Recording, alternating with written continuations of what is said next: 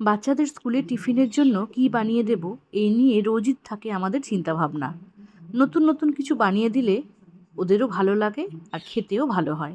তো সেই জন্য আজকে নিয়ে এলাম পনির স্যান্ডউইচের রেসিপি।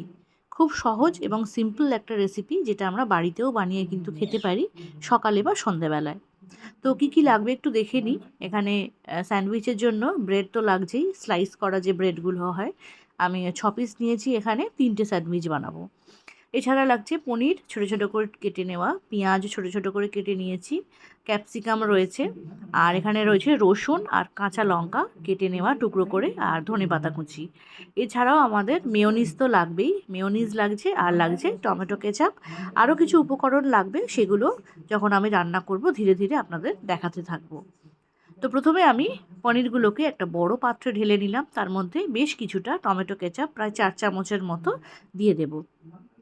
টমেটো কেচাপটা একটু বেশি করে দিলে এর টেস্ট কিন্তু খুব ভালো হয়।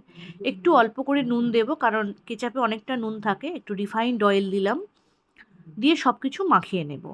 মাখিয়ে নেওয়ার পর এর মধ্যে যে রসুন আর লঙ্কাটা কুচিয়ে রেখেছিলাম সেটাও এর মধ্যে দিয়ে দেব।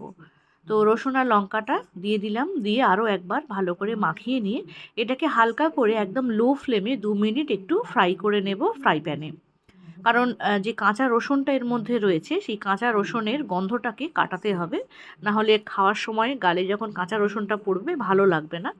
তো সেই জন্য ফ্রাই প্যানে একদম সামান্য অয়েল ব্রাশ করে পনিরগুলোকে 2 মিনিট একটু লো ফ্লেমে নাড়াচাড়া করে নিলাম, এতে রসুনের গন্ধটা চলে যাবে। তো এবার ওই পাত্রের মধ্যেই আবার ঢেলে নিয়েছি, পেঁয়াজ কুচিগুলো দিয়ে নেব, ক্যাপসিকাম কুচি দিয়ে নিলাম, আর ধনেপাতা কুচি রেখেছিলাম সেগুলোও দিয়ে দিলাম। এরপরে দেব মেয়োনিজ। মেয়োনিজটা 2 চামচের মতো আমি এখানে দিচ্ছি, কারণ মেয়োনিজের জন্যই কিন্তু এর যে থিকনেসটা খুব ভালো হবে। গোলমরিচ গুঁড়ো একটু দিয়ে নিলাম। এবারে সব কিছু ভালো করে মাখিয়ে নেব। মেয়োনিজটার সাথে পুরো মিশ্রণটা যাতে ভালো করে মাখানো হয় সেই দিকটা একটু খেয়াল রাখতে হবে। এই সময় একটু টেস্ট করে দেখতেও পারেন, যদি একটু নুন কম বেশি হয় তো অল্প করে একটু নুন দিয়ে দিতে পারেন।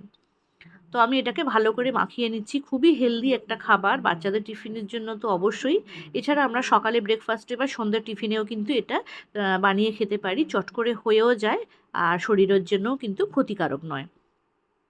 টমেটো কেচাপটা আপনি আপনার ইচ্ছা অনুযায়ী কম বেশি করতে পারেন।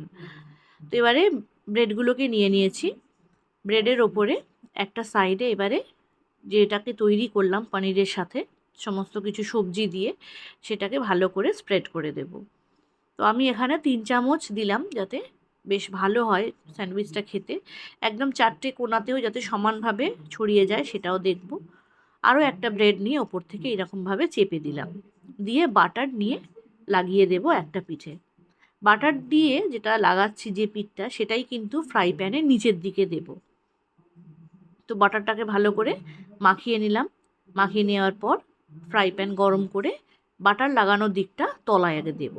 এটা কিন্তু ভাজতে বেশি সময় একদমই লাগবে না, 15 থেকে 20 সেকেন্ড রাখলেই কিন্তু একটা পিঠ ভালো করে সেঁকা হয়ে যাবে। বেশি করতে গেলে কিন্তু পুড়ে যাবে।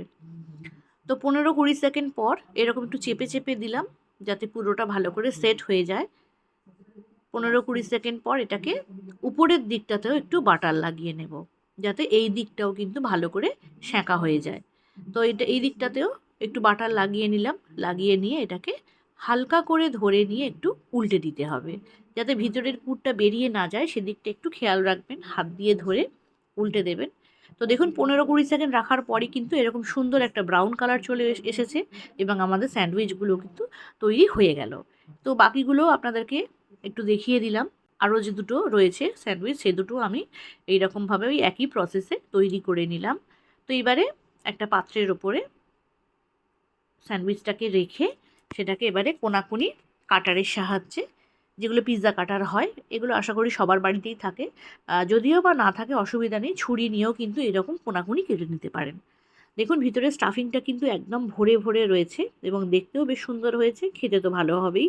তো এই স্যান্ডউইচের রেসিপি আপনি বাড়িতে বানিয়ে দেখতে পারেন, এবং কেমন লাগলো অবশ্যই জানাবেন, ভিডিওতে কমেন্ট করে জানাতে পারেন। আর যদি চ্যানেলের সঙ্গে থাকতে চান, আরও নতুন নতুন রেসিপি দেখতে চান, তো চ্যানেলটিকে অবশ্যই সাবস্ক্রাইব করে পাশে থাকা বেল আইকনটিকে প্রেস করে দেবেন। সবাই ভালো থাকুন, ভালো খান।